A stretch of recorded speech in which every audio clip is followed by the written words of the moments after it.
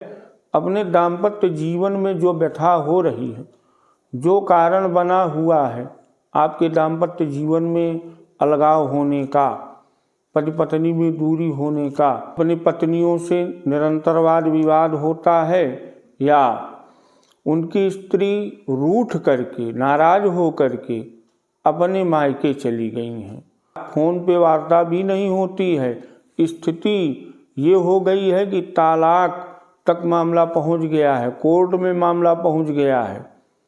आप करके देखिए, परिवर्तन होगा। आपकी पत्नी, आपके पति आपको फोन करेंगे, आपसे वार्ता चालू हो जाएगी और आपका दाम्पत्य जीवन जो है बच जाएगा। ये ब्रह्म विवाह जो आचार्य आदि कराते हैं वैदिक रीति से, इसको इतनी जल्दी खत्म नहीं करना चाहिए, प्रयास करना चाहिए। हो सकता है कि आपका दाम्पत्य जीवन बच जाए, तो आप इस उपाय को करिए, आपको लाभ होगा। करना क्या है? अपामार्ग, लहचिचिरा, लठजीरा जिसको कहा जाता है, ये सब इन्हीं के नाम हैं। इनको आपको होली के दिन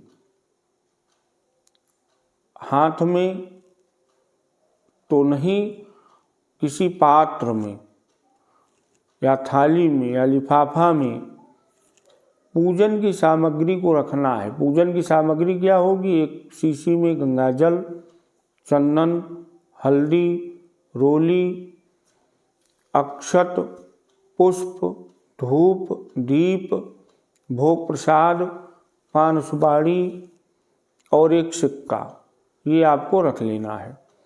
शाम के समय आपको लठजीरा का जो वृक्ष होता है वहाँ पे आपको जाना है। उस वृक्ष को आपको पूजित करना है। पहले जल से स्नान, गंगाजल, हल्दी, अक्षत, पुष्प, धूप, दीप दिखाइए, भोग प्रसाद लगा दीजिए, थोड़ा सा जल गिरा दीजिए और पान सुपारी चढ़ा दीजिए, कुछ दक्षिणा चढ़ा दीजिए।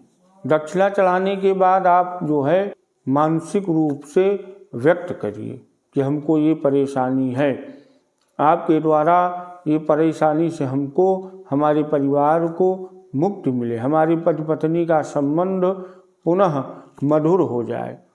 ऐसी प्रार्थना करके आपको अपने घर चले आना है।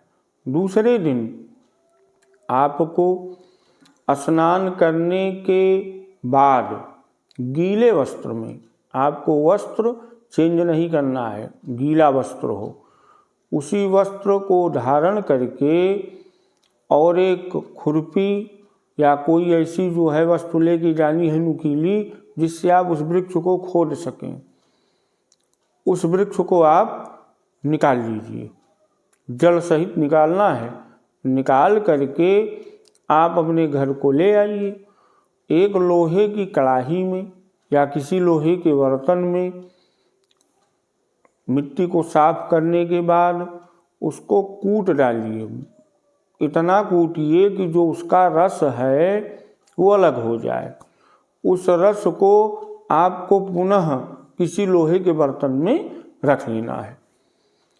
प्रतिदिन 11 दिन तक आपको ये करना है। 11 दिन में उसी के बीच में ईश्वर की कृपा हुई तो आपकी पत्नी या पति से वार्ता चालू हो जाएगी।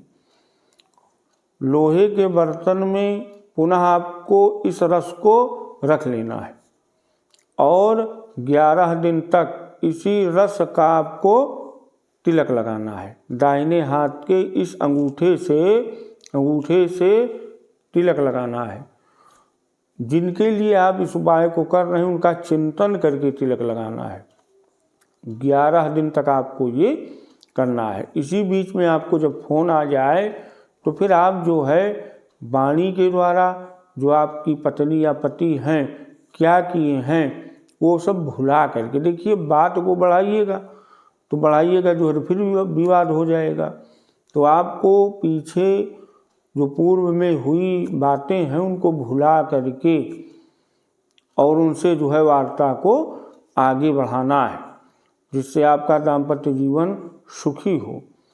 और भैया अगर ये उपाय तभी के लिए है जब दूरी हो, अगर आप साथ साथ रह रहे हों, आपके दाम्पत्य जीवन में प्रतिदिन या आप प्रतिदिन जो है पति पत्नी जो है मियाँ बीवी लड़ते हों, बात बात में जो है विवाद हो जा रहा हो, लड़ाई झगड़ा हो जा रहा हो, तो इसके लिए ये उपाय नहीं है, क्योंकि वो आपके साथ हैं।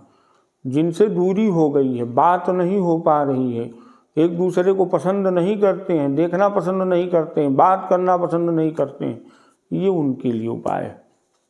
और जो इस टाइप के व्यक्ति हैं, प्रतिदिन जो है पति पत्नी में विवाद होता है, उनके लिए पति पत्नी विरह पीड़ा हर स्तोत्र का पाठ जो है इनको करना चाहिए। 11 पाठ प्रतिदिन चारपाई पे, जिस बेड पे आप लेटते हैं उसी पे बैठ करके और देवी जी का ध्यान करके आपको पाठ करना है, या पूजा स्थली पे भी कर सकते हैं। और ये जो उपाय भी हमने बताया, अपामार्ग के रस का उपाय जो आपको टीका लगाना है, अगर आप होलिका को नहीं कर पाते हैं तो इसको आप जो है बुधवार को निमंत्रण दें और गुरुवार को इसको खोद के लावें, ऐसी प्रणाली से इसको तैयार करें।